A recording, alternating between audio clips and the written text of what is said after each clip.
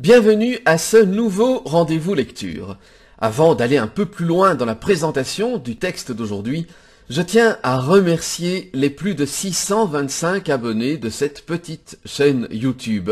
Un grand merci pour votre fidélité, votre confiance et aussi un grand merci d'avance de parler de mes lectures autour de vous. Concernant le texte que je vous propose aujourd'hui, c'est le 7e chapitre du livre d'Olivier Clerc, Même lorsqu'elle recule, la rivière avance.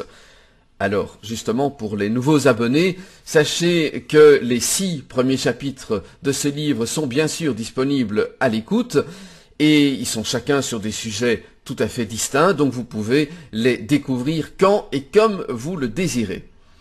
Le texte d'aujourd'hui, ce 7e chapitre, s'intitule « Les tons fondamentaux et les nuances, pas de relatif sans absolu ». Alors, si vous ne le savez pas, ce livre d'Olivier Clerc a été écrit en 2010. Mais vous allez voir que ce 7e chapitre était extrêmement précurseur et aussi est très intéressant comme source de réflexion pour les questionnements de notre société actuelle. Je vous souhaite une belle découverte, une bonne écoute, et on se retrouve juste après. Tons fondamentaux et nuances. Pas de relatif sans absolu. Le réel est continu, mais nos sens le découpent pour mieux l'appréhender. Dans le continuum sonore, nous avons isolé les 7 notes de la gamme. Dans le continuum de la lumière, nous avons déterminé 7 couleurs: rouge, orange, jaune, vert, bleu, indigo, violet. Ce découpage rudimentaire est très utile pour se parler, se comprendre et décrire les choses. Mais en réalité, notre œil perçoit plusieurs millions de nuances de couleurs différentes et notre vocabulaire complet en décrit au moins quelques dizaines. Il n'y aurait pas de nuances s'il n'y avait pas de ton clairement défini. Il est nécessaire d'oser trancher dans le réel pour en extraire de grandes catégories clairement distinctes: le noir et le blanc, les couleurs du prisme. Puis, il est tout aussi nécessaire de nuancer ce découpage arbitraire pour prendre en compte toute la diversité du réel. Nous avons besoin des deux. Des tons fondamentaux et des nuances. Des grands découpages et des moindres subtilités.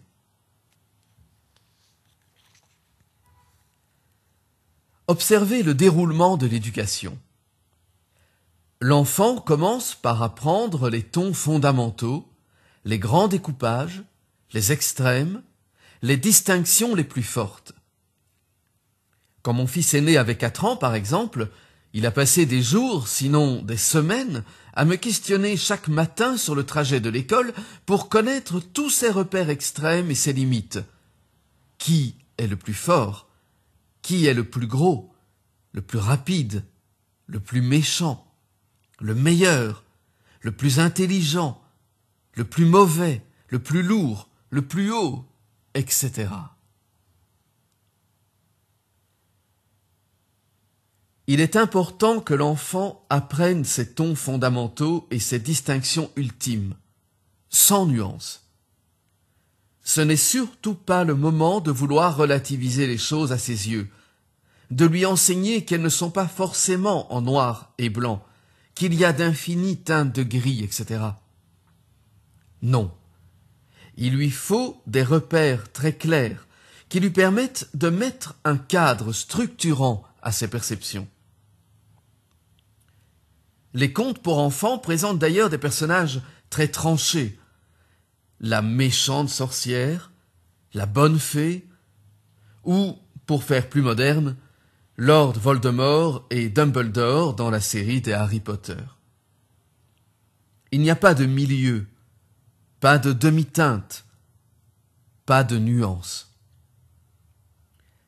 Dans les versions originales de nombreux contes, non seulement les bons étaient dûment récompensés, mais les méchants étaient souvent atrocement punis, comme le rappelle Bruno Bettelheim. Note de bas de page, Psychanalyse des contes de fées, Bruno Bettelheim, édition Pocket. Fin de note de bas de page. C'est seulement une fois qu'il a solidement acquis ces distinctions fondamentales qu'il peut progressivement remplir l'espace qui les sépare des centaines, puis des milliers de nuances du réel. Mais il ne faut pas griller les étapes, au prétexte de vouloir éviter à l'enfant une mentalité trop manichéenne et de s'assurer qu'il acquiert au plus tôt un discernement nuancé. Sans quoi il vivra tout simplement dans un monde flou, indéterminé, où rien ne se distingue vraiment de rien, où il n'y a plus de valeur, où plus rien n'est juste ou faux, bon ou mauvais, où finalement tout se vaut, où ne prévalent aucune morale, aucune éthique, aucun repère.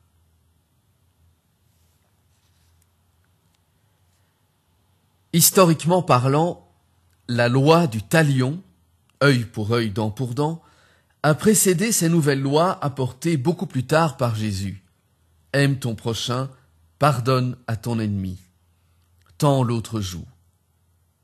Cette séquence historique a une pertinence indéniable qu'il convient sans doute de respecter dans le processus éducatif, si l'on prend conscience que l'amour est en réalité une injustice, comme aimait à le relever un vieux sage qui m'est cher par l'anecdote suivante.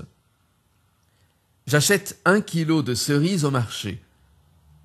Si le marchand m'en met quelques poignées, puis retire quelques cerises pour arriver pile à 1 kilo au gramme près, il sera juste, certes, mais je le trouverai un peu près de ces cerises.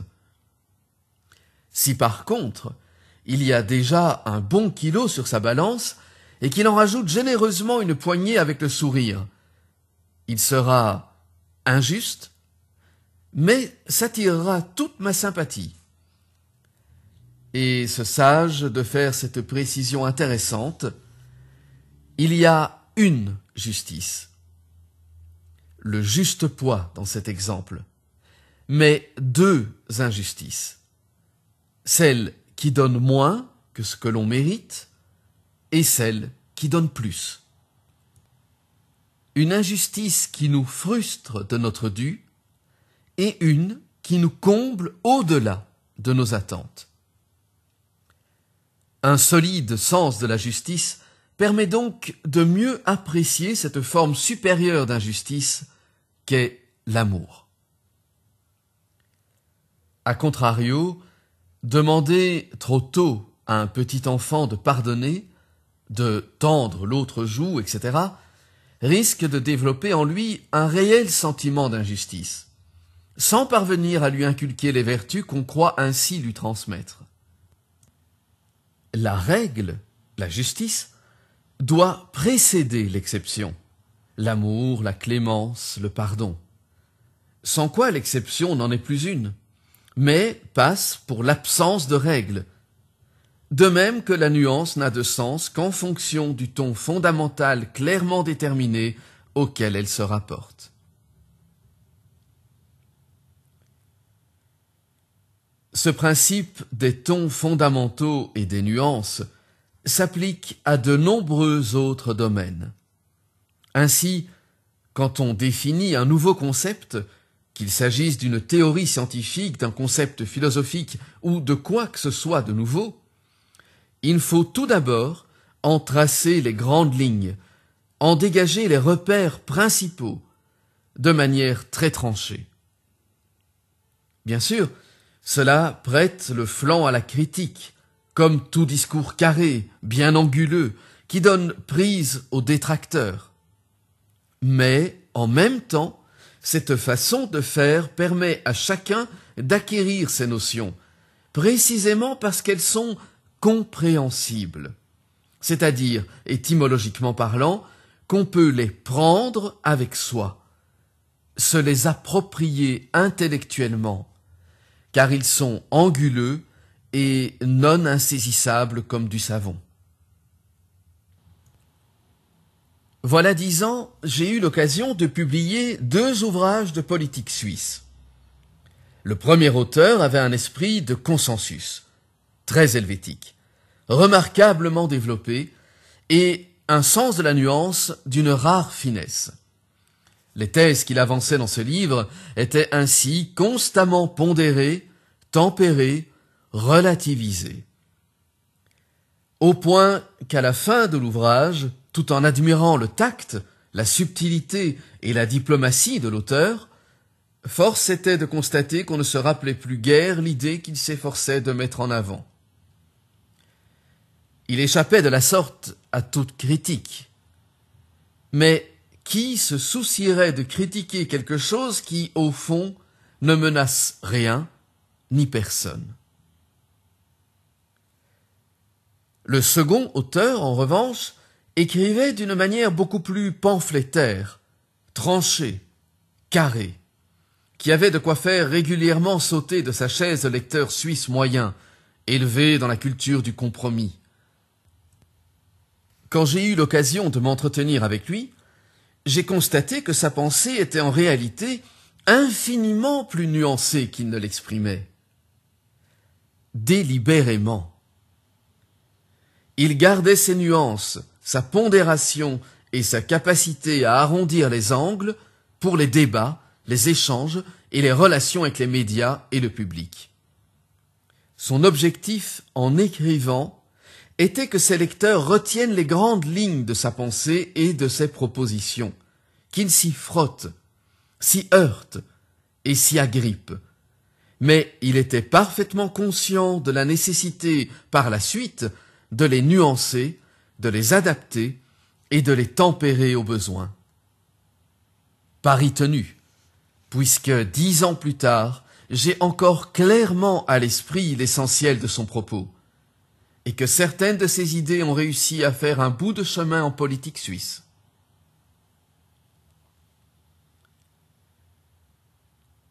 La métaphore des tons fondamentaux et des nuances permet également de comprendre les réactions très tranchées que suscitent nombre d'événements à leur début, qu'il n'est souvent possible de nuancer qu'au bout de plusieurs années.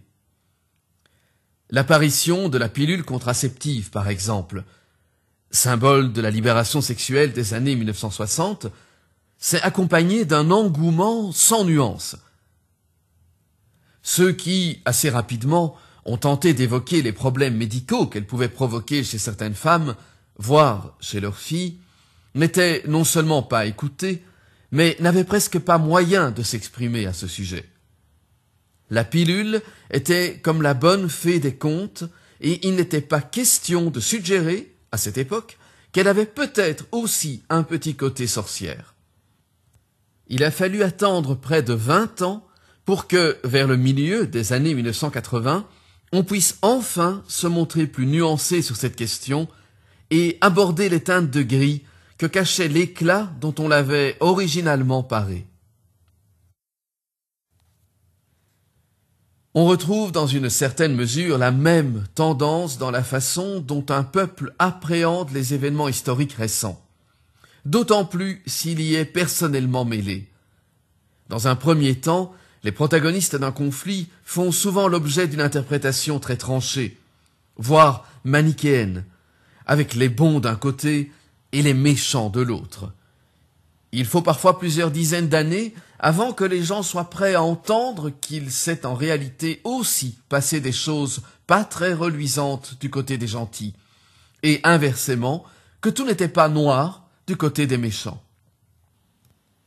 De la Seconde Guerre mondiale à la récente guerre en Irak, en passant par le conflit israélo-palestinien, les exemples ne manquent pas pour illustrer les phases successives par lesquelles évolue notre compréhension collective de ces situations.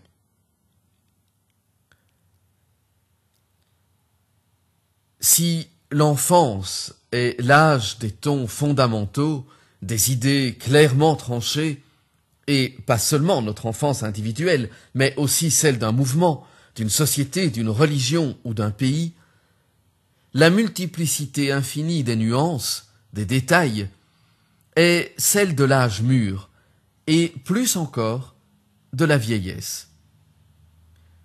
On voit cela jusque dans le jeu des acteurs.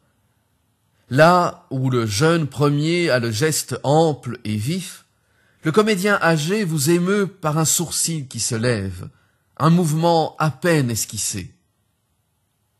S'agissant d'une culture ou d'une civilisation, plus elle est ancienne, plus on observe chez elle un raffinement croissant de la pensée, des arts, des idées. Mais, revers de la médaille, plus il peut également se révéler malaisé d'y faire naître des choses véritablement nouvelles et clairement affirmées, sinon de manière assez brutale. Une couleur vive au milieu d'un tableau tout en nuances, c'est inconvenant, comprenez-vous? Nous vivons précisément en Occident une époque où il semble de plus en plus difficile d'affirmer des choses de façon tranchée, de présenter des tonalités claires, vives, distinctes. À force de finesse et de nuances, tout donne l'impression d'être dans le flou, l'indéterminé. On est dans la culture du ni-ni, ni ceci ni cela, ni vraiment homme ni vraiment femme, ni de gauche, ni de droite, ni pour, ni contre, bien au contraire. On comprend, soi-disant, tout le monde et chaque point de vue, mais en réalité, on ne sait plus se situer. On n'a plus de repères distincts. On ne sait plus quelles sont nos valeurs, ni comment les affirmer, les exprimer. Cette situation comporte évidemment le risque d'attirer tôt ou tard l'extrême inverse. Le retour brusque de discours simplistes et populistes, les dichotomies brutales, la haine de l'autre, de celui qui est différent, le traçage de lignes de démarcation non négociables pour pallier l'absence de distinction élémentaire entre les choses, les gens et les situations. C'est l'un des dangers ou l'une des conséquences du discours égalitariste. À vouloir gommer les différences, faute d'apprendre comment composer intelligemment avec elles, à vouloir tout mettre dans un même ensemble indifférencié, on fait au contraire surgir un besoin de marquer des distinctions primaires excessives. Au nom du non-jugement, valeur à la mode, on voit se développer tout simplement le manque de discernement, le refus, l'incapacité ou, pire, la peur de distinguer clairement les choses sous peine de commettre un crime contre l'égalitarisme. C'est une dangereuse politique de l'autruche, car les différences ne disparaissent pas sous prétexte qu'on les nie ou qu'on fait mine de les ignorer, et que le vrai défi consiste à apprendre à les reconnaître sans tricher et à les accepter, à composer avec, sans qu'elles deviennent prétexte à abuser de l'autre. C'est ce que synthétise avec humour cette blague bien adaptée à ce chapitre sur les couleurs.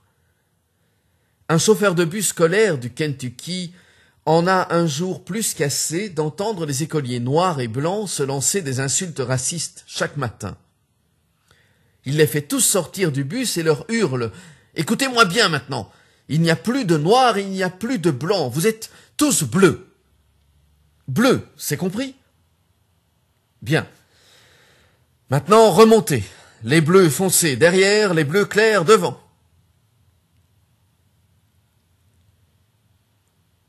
Comment pouvons-nous donc concilier ce double besoin contradictoire de définition rigoureuse et de nuances infinies, d'absolu et de relatif? Une clé, par exemple, consiste à reconnaître qu'à l'origine, elles correspondent à deux plans différents. Dans le monde spirituel, tout est un, indifférencié, unifié, comme l'océan ou la lumière blanche. Dans le monde matériel, celui de l'incarnation, chaque chose a sa forme, sa spécificité, comme chaque goutte d'eau ou chacune des couleurs que décompose le prisme. Nous sommes à la fois semblables et différents, car la vie est un paradoxe perpétuel. Semblables par l'esprit qui nous anime, différents par le corps et la personnalité unique qui sont les nôtres. C'est là l'une des expériences les plus courantes communes aux mystiques et aux individus ayant vécu une EMI, expérience de mort imminente. Les participants à diverses initiations chamaniques ou autres, ou encore ceux qui ont des épisodes spontanés d'éveil de conscience.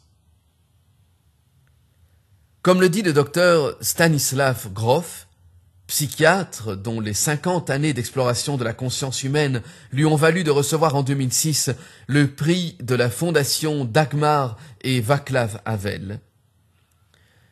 La nouvelle description complète de l'être humain, qui rappelle quelque peu le paradoxe onde-particule de la physique moderne, décrit les humains comme des êtres paradoxaux comportant deux aspects complémentaires. En effet, ils peuvent à la fois présenter les propriétés des objets newtoniens, mais aussi celles de champs de conscience infinis. Par notre moi conscient, nous nous sentons distincts, uniques et séparés. Par notre soi, quand nous accédons à cette conscience spirituelle, nous percevons notre unité avec toute vie, avec le cosmos et le divin.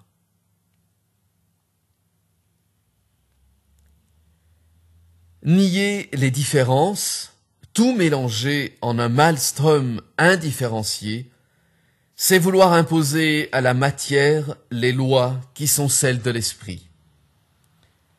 La lumière blanche est une, mais décomposée à travers un prisme de cristal, donc de matière, elle devient multiple, révélant les 7 couleurs fondamentales, ou plus précisément, les milliers de nuances qui vont du rouge le plus sanguin au violet le plus spirituel.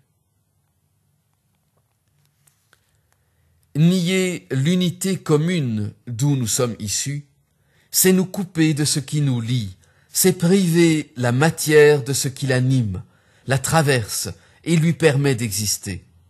C'est encore imposer à l'esprit les lois de la matière en le fragmentant, en le coupant et en le divisant de lui-même, sous les milliards de formes qu'il prend en chaque être et chaque chose. Nous n'avons à nier ni l'esprit ni la matière, ni notre unité, ni nos différences. C'est en vivant pleinement ce paradoxe que la vie devient riche, que les échanges sont possibles et fructueux. Oui, le réel est un. Mais sans notre capacité à en extraire des distinctions sensorielles, sucré, salé, amer, rouge, vert, bleu, aigu, médium, grave, lisse, rugueux, enivrant, nauséabond, ou référentiel, mètre, kilo, watt, volt, litre, etc. Nous n'aurions aucune prise sur ce réel unifié, indistinct et indifférencié. Oui, nos mesures sont arbitraires, nos découpages subjectifs, mais ils sont indispensables, et leur multiplicité est l'un des charmes irremplaçables de l'existence. Le langage, par exemple. Chaque langue n'est pas seulement un ensemble de mots, mais un découpage du réel, une manière d'appréhender le monde et d'en lier les multiples composantes. Elle nous fait découvrir des aspects et nuances de la réalité qui échappent aux autres. Certaines langues n'ont pas de temps, passé, présent, futur, et développent chez ceux qui la parlent une mentalité très différente de la nôtre. D'autres ne comportent pas les verbes être et aimer, et ainsi de suite. De manière analogue, chaque découpage du continuum sonore en gammes différentes, chromatiques, diatonique, heptatonique, etc., permet de développer des musiques aussi différentes que notre musique classique, la musique indienne ou encore arabe et japonaise. Plus nous développerons la conscience de notre unité spirituelle, moins nous aurons besoin de rechercher une uniformité matérielle. Plus nous apprécierons du même coup les différences de culture, de race, de mentalité, de religion, de cadre perceptuel, de valeurs, etc. Chaque perception est subjective. Chacune révèle des aspects différents du réel et en occulte d'autres. Toutes sont complémentaires. Plus on s'ouvre tôt à toute cette diversité et cette richesse, moins on court le risque de considérer sa propre langue, sa culture, sa religion et sa vision du monde comme la bonne, la vraie, celle à l'aune de laquelle il faudrait mesurer toutes les autres. L'un des dangers de notre époque est de mélanger les genres, de confondre les plans et de vouloir réaliser des choses en bas, dans la matière, d'une façon qui n'est possible qu'en haut, en esprit. De vouloir mondialiser, globaliser, unifier la forme, alors qu'il s'agit au contraire de développer une vraie conscience spirituelle de notre unité primordiale pour justement mieux conserver et respecter nos multiples et formidables différences. Prenez des spots lumineux de toutes les couleurs. Le mélange de leurs faisceaux respectifs donne du blanc. Prenez maintenant des peintures de toutes les couleurs. Leur mélange donne cette fois du noir. Vouloir appliquer à la matière les lois de l'esprit, sans tenir compte des particularités propres au monde matériel, aboutit donc au résultat inverse de celui que nous recherchons.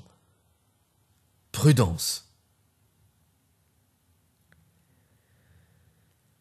L'un de mes professeurs de philosophie à l'université de Genève, Jacques Bouveresse, aimait à dire « Tout monisme attire une dualité, et toute dualité attire un monisme. » La métaphore de ce chapitre montre que toute interprétation trop tranchée des faits attire une multitude de nuances qui la relativisent, et que tout excès de nuances et de relativisme attire le retour d'un découpage plus radical.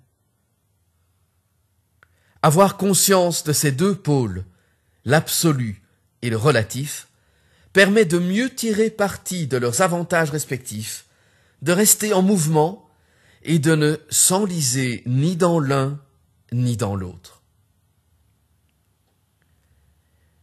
Les alchimistes travaillaient avec deux processus opposés qu'ils nommaient solver et coagula. Coagula, la phase de coagulation, de densification, correspondrait ici au moment où l'on extrait du continuum unifié et indistinct quelque chose de concret et de délimité.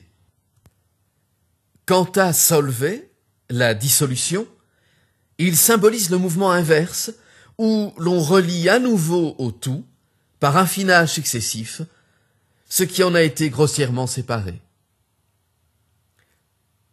Comme les alchimistes, la métaphore de ce chapitre nous invite à alterner ces deux façons d'opérer.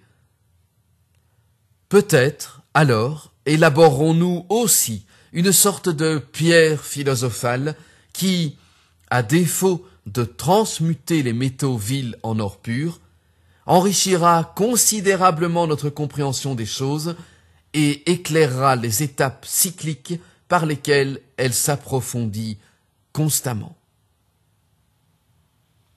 J'espère que vous avez trouvé cette lecture intéressante, enrichissante, et que tout comme à moi, elle vous a paru très pertinente par rapport au questionnement donc de notre société actuelle. Si c'est le cas, eh bien, s'il vous plaît, pas d'hésitation, parlez de mes lectures autour de vous, partagez les vidéos, Et pour ma part, je vous donne rendez-vous très bientôt pour une nouvelle lecture, soit la suite de ce livre, ou alors toute autre chose, car vous le savez, cette petite chaîne est très variée. Ça peut être une autre histoire de Pierre Bellemare, un autre suspense, un conte, ou alors même la découverte d'un tout nouvel auteur. En tout cas, à très bientôt, et peut-être même à tout de suite, car je suis convaincu qu'il vous reste encore beaucoup de lectures déjà publiées à découvrir. À bientôt.